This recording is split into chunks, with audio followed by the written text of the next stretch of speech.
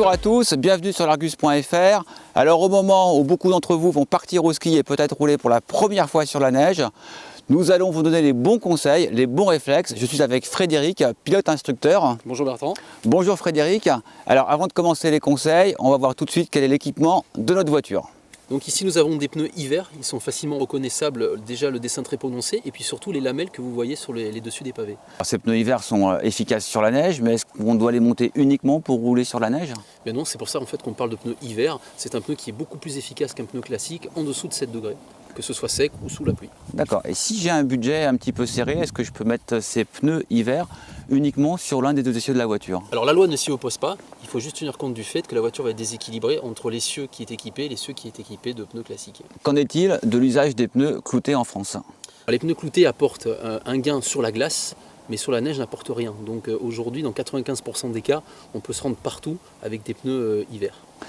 L'équipement le plus répandu, ce sont les chaînes, puisque nous roulons quasiment tous avec des pneus de route toute l'année. Au moment d'arriver en montagne, on monte des chaînes. Est-ce qu'à quel moment il faut les installer sur le véhicule? Alors la loi est très claire à ce sujet, on n'a pas le droit d'être arrêté sur le bord de la route, c'est dangereux pour mettre ses chaînes. Il y a des aires de chaînage qui sont prévues en bas des dernières montées qui montent en station. C'est à ce moment-là, lorsque c'est un endroit sécurisé, qu'il faut mettre les chaînes. Merci Frédéric pour ces bons conseils. Maintenant, on va passer à la conduite, le plus important.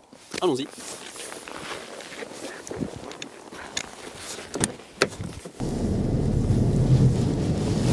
Alors la conduite sur neige, forcément, comme c'est quelque chose de pas habituel, c'est très stressant.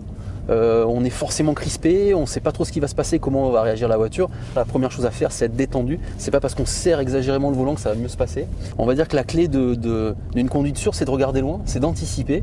Si on garde les yeux devant le capot, forcément, ça va être un petit peu compliqué. Au niveau des commandes, il va falloir agir avec douceur. Alors bien évidemment sur la direction, puisqu'on sait qu'on a très peu d'adhérence, donc plus on va brusquer l'auto, plus on va brusquer le volant, et plus on va mettre en contrainte les pneus, et donc créer ce qu'on appelle du sous-virage, le fait que la voiture ne veuille pas tourner. C'est la même chose au niveau des freins, justement. Si on est brutal avec la pédale de frein, l'ABS va tout de suite comprendre qu'il y a une situation d'urgence, et donc va entrer en action, et donc l'ABS qui entre en action va rallonger quelque peu les distances de freinage. Alors justement, cette distance de freinage, elle se rallonge de quelle distance à peu près par rapport à une route normale? Ça reste théorique, mais c'est plus ou moins le double par rapport à des conditions en route sèche. Beaucoup de gens qui roulent dans des voitures à 4 roues motrices ou des 4x4 pensent qu'ils peuvent aller sur des routes enneigées avec des pneus de route. Qu'en est-il exactement? Est-ce qu'effectivement on peut monter jusqu'en station avec un 4x4 en pneus classiques? Alors, le fait d'avoir un véhicule à 4 roues motrices, forcément, va apporter un mieux au niveau de la traction. Dans de la neige fraîche, effectivement, on peut monter en station. Il faut voir évidemment le type de montée, mais dans 90% des cas, on va pouvoir monter. Le souci va se passer dans la redescente, où là, avec l'inertie du véhicule, les 4 roues motrices ne vont pas être un gain substantiel, et le fait d'avoir du poids, eh bien, forcément au niveau des freinages et du pouvoir de direction du véhicule, ça ne va pas être sécurisant. Merci Frédéric pour tous ces bons conseils. Je vous en prie. Évidemment, la prudence restera de mise, et je vous dis à bientôt sur l'Argus.fr.